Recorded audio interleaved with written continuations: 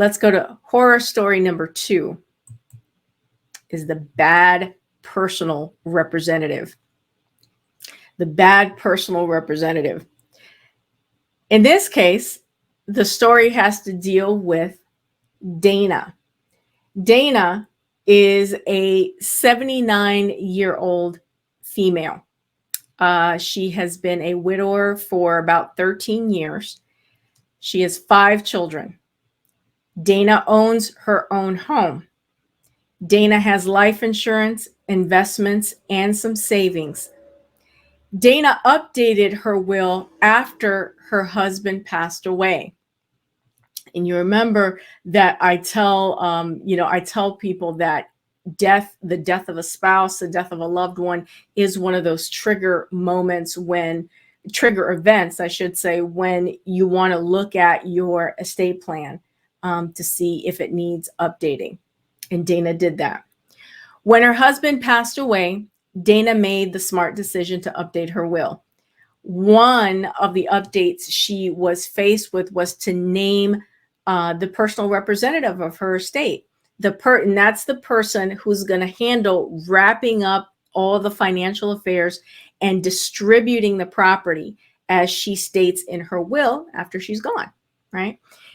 Now, in this situation, it's not uncommon for adult children, siblings, or family friends to say, hey, I'd like to step in. I'd like to take care of that. I'd like to handle that responsibility.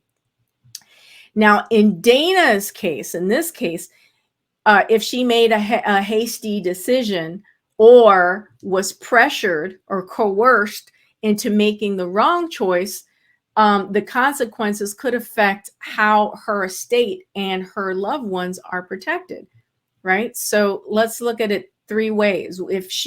This has to do with her adult children. If she chooses only 1 or 2 of her 5 adult children to assume the role of personal representative, there could be potential infighting if the others think that appointment was unfair or if they somehow feel slighted. Lengthy and expensive probate situations can result. And these are situations that could chip away at the ultimate value of the estate and lead to strained or even just, destroyed familial relationships. Next, if the sibling she chooses is irresponsible or feels a sense of entitlement to Dana's estate, the sibling may neglect to properly pay out debts and taxes or even hide assets so that Dana's beneficiaries don't receive what is legally due to them.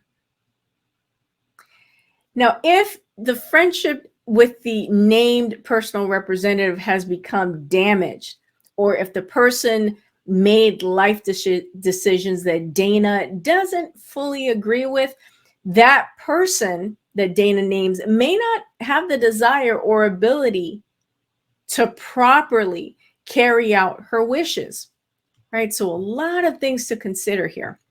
The whole reason for drafting a will and naming a personal representative is for peace of mind after you're gone. Dana could minimize or avoid some of these issues by naming an impartial professional fiduciary to act as a personal representative of the will. That professional fiduciary will work hard diligently to file all the necessary paperwork that's needed. They're going to inform all the interested parties, pay all the outstanding debts, and ensure that the estate is properly distributed in a timely manner. If any probate situation occurs, the professional fiduciary will be able to move the process along as quickly as possible. The best part is that all of these duties can be performed without that emotional attachment that can be there if the personal representative is a friend or a family member. Now, I know in practice that a lot of people do end up appointing a friend, a family member, or a spouse to serve as personal representative.